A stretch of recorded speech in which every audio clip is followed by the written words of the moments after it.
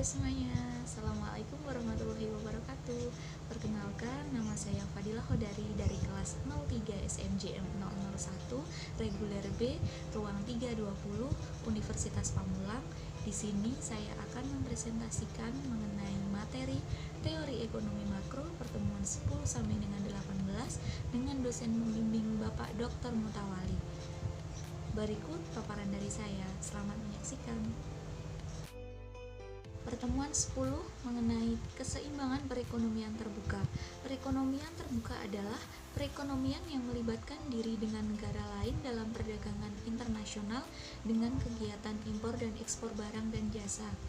Terbentuknya perekonomian terbuka hadir akibat adanya berbagai masalah seperti perbedaan faktor produksi, tingkat kelangkaan, tingkat komparatif dari harga, dan juga keuntungan yang ingin didapatkan oleh negara-negara di dunia. Sirkulasi aliran pendapatan perekonomian terbuka ada 4, yaitu sektor rumah tangga, sektor perusahaan, sektor pemerintah, dan sektor luar negeri. Selanjutnya, pertemuan 11, pengangguran. Pengangguran adalah angkatan kerja yang belum mendapatkan pekerjaan atau angkatan kerja yang belum siap bekerja. Lalu penyebab pengangguran ada 2, yaitu turunnya pengeluaran total dan output akibat permintaan tenaga kerja menurun. 2, tidak sebandingnya antara permintaan dan penawaran terhadap suatu jenis tenaga kerja, sedangkan permintaan untuk jenis yang lainnya menurun. Akibatnya penawaran tidak dapat mampu menyesuaikan. Jenis-jenis pengangguran ada 2 berdasarkan penyebabnya, yaitu pengangguran normal atau friksional, pengangguran siklikal, pengangguran struktural, dan pengangguran teknologi. Lalu berdasarkan cirinya ada pengangguran terbuka, pengangguran tersembunyi, dan pengangguran musiman. Dampak dari adanya pengangguran ada berkurangnya pendapatan masyarakat sehingga mengurangi tingkat kemakmuran, lalu menimbulkan masalah ekonomi dan sosial, dan yang terakhir kekacauan politik dan sosial. Pertemuan 12 mengenai inflasi. Inflasi adalah naiknya harga-harga untuk mengganggu bahkan dapat mengancam perekonomian suatu negara. Faktor dari adanya inflasi ada 3. Yang pertama, kenaikan harga. Harga suatu komoditas dinyatakan naik jika melebihi harga daripada periode-periode sebelumnya. Yang kedua, bersifat umum. Dikatakan inflasi jika kenaikan menyebabkan harga-harga secara umum naik. Dan yang ketiga, berlangsung terus-menerus. Terjadi dalam waktu yang singkat, bisa terjadi antara berbulan-bulan bahkan bertahun-tahun. Lalu, jenis-jenis inflasi ada inflasi berdasarkan penyebab, yaitu inflasi tarikan permintaan dan inflasi desakan biaya. Yang kedua, inflasi berdasarkan asal-usulnya, yaitu inflasi yang berasal dari dalam negeri dan inflasi yang berasal dari luar negeri. Yang ketiga, inflasi berdasarkan parah tidaknya. Ada laju inflasi ringan yang besarnya kurang dari 10%, laju inflasi sedang besarnya 10-30%, laju inflasi berat 30-100%, dan yang paling parah adalah hyperinflasi sebanyak 100% lebih. Yang keempat, inflasi berdasarkan sifatnya. Harga konsumen. Angka indeks adalah suatu konsep yang dapat memberikan gambaran tentang perubahan-perubahan variabel dari suatu periode ke periode tertentu. Jenis-jenis angka indeks ada 4. Yang pertama, indeks harga konsumen. Kedua, indeks harga perdagangan besar. Yang ketiga, indeks harga yang diterima petani. Dan yang keempat, indeks harga yang dibayar oleh petani. Permintaan agregat dan penawaran agregat ada 6. Yang pertama, permintaan agregat, yaitu permintaan barang dan jasa dalam suatu perekonomian selama satu periode tertentu. Yang kedua, penawaran agregat, yaitu hubungan antara jumlah barang dan jasa yang ditawarkan dalam tingkat harga tertentu. Misalnya, dengan memberikan bantuan kredit dapat meningkatkan penawaran agregat sehingga kurva AS dapat bergeser ke kanan. Yang ketiga, inflasi dan keseimbangan ekonomi. Keseimbangan ekonomi tercapai di titik E pada saat kurva AD dan AS saling berpotongan. Inflasi tekanan pemerintah. Inflasi yang terjadi karena dominannya tekanan permintaan agregat.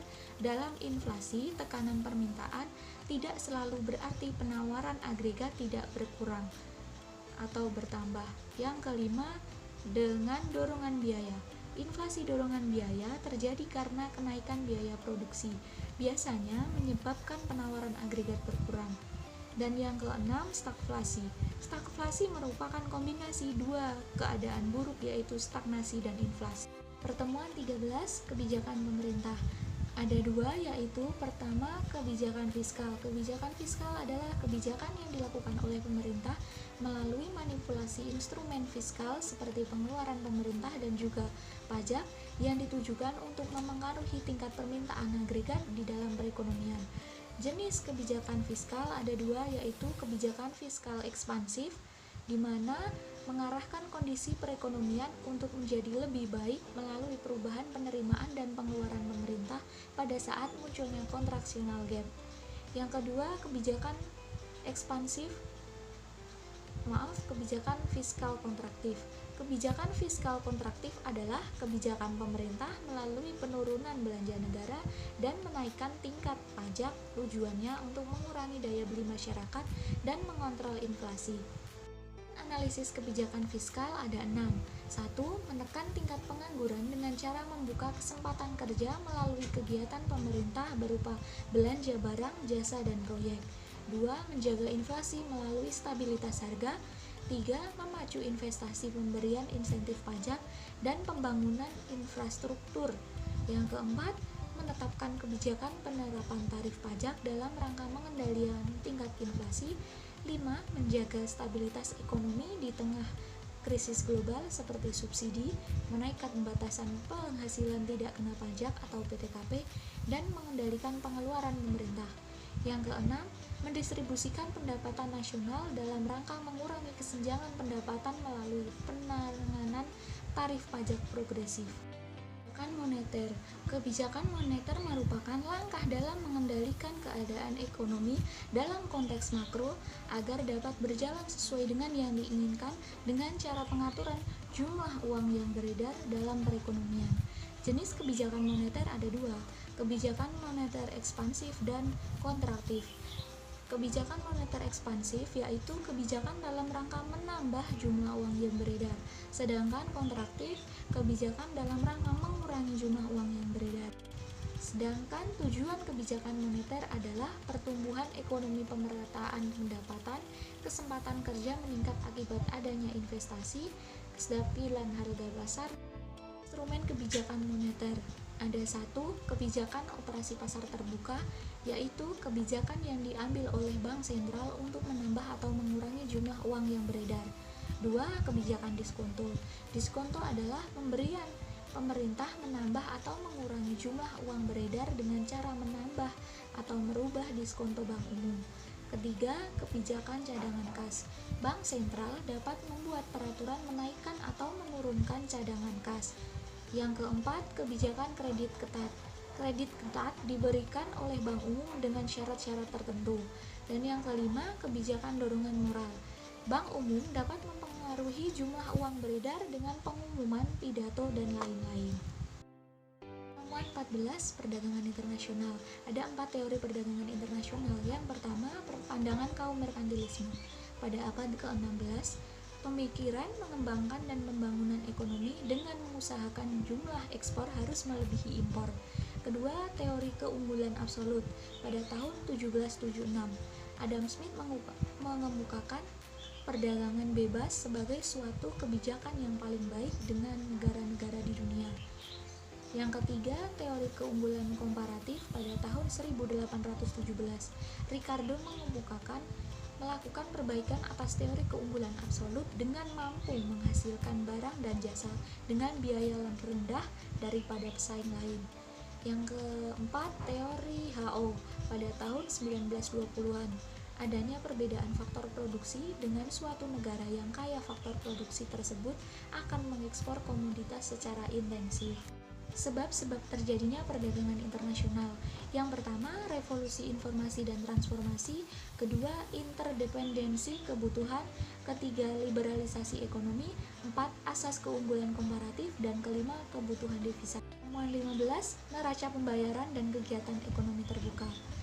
Neraca pembayaran adalah suatu pembukuan yang menunjukkan aliran pembayaran yang dilakukan dari negara-negara dari dalam ke luar negeri dan dari luar negeri ke dalam negeri. Ciri-cirinya: A. Transaksi berjalan meliputi ekspor dan impor barang, ekspor dan impor jasa, serta pembayaran pindahan atau transfer on bilateral. Yang B. Lalu lintas modal meliputi aliran modal pemerintah dan aliran modal swasta. Tujuan neraca pembayaran: 1. Mengetahui perubahan posisi cadangan devisa. 2. Mengetahui permasalahan utang luar negeri. 3. Mengetahui struktur ekonomi dan perdagangan. 4. Sumber data dan informasi dalam menyusun devisa. 5. Mengetahui potensi tekanan terhadap luar negeri. Dan yang keenam, sumber data penyusunan statistik neraca nasional. Temuan 16. Kurs valuta asing. Kurs valuta asing adalah mata uang asing yang menunjukkan harga atau nilai mata uang suatu negara yang dinyatakan dalam nilai mata uang negara tersebut. Penentuan kurs valuta asing: yang pertama dari sisi permintaan, keinginan penduduk untuk memenuhi suatu jenis valuta asing, di mana jika keinginan bertambah maka permintaan mata uang akan naik, begitupun sebaliknya. Yang kedua, sisi penawaran, keinginan penduduk untuk membeli barang atau jasa dari luar negeri menggunakan mata uang negara sendiri, seperti negara Indonesia menggunakan mata uang rupiah. Jenis kurs valuta asing ada sistem kurs mengambang, sistem kurs tertambat merangkak, sistem sekeranjang mata uang, sistem kurs tetap, dan sistem kurs tertambat. Pertemuan 17. Pertumbuhan dan pembangunan ekonomi. Pertumbuhan ekonomi adalah perkembangan fisikal produksi barang dan jasa yang berlaku dalam suatu negara, seperti pertambahan jumlah produksi barang industri, perkembangan infrastruktur, dan lain-lain. Sedangkan pembangunan ekonomi adalah pertumbuhan ekonomi yang diikuti oleh perubahan dalam struktur dan corak kegiatan ekonomi. Dalam perkembangan ekonomi, tingkat pendapatan per kapita terus meningkat. Terakhir, pertemuan 18. Perkembangan perekonomian global. Perekonomian global adalah ekonomi dunia yang secara umum merujuk pada ekonomi nasional seluruh negara-negara di dunia. Sedangkan perekonomian dunia saat ini, akibat adanya pandemi COVID-19, perekonomian dunia melemah, apalagi ditambah banyaknya pemutusan hubungan kerja dan penutupan lapangan kerja yang semakin memperburuk keadaan karena pengangguran semakin meningkat. Sekian presentasi dari saya, mohon maaf apabila ada salah kata, dan terima kasih sudah menonton. Selamat melanjutkan aktivitas. Wassalamualaikum warahmatullahi wabarakatuh.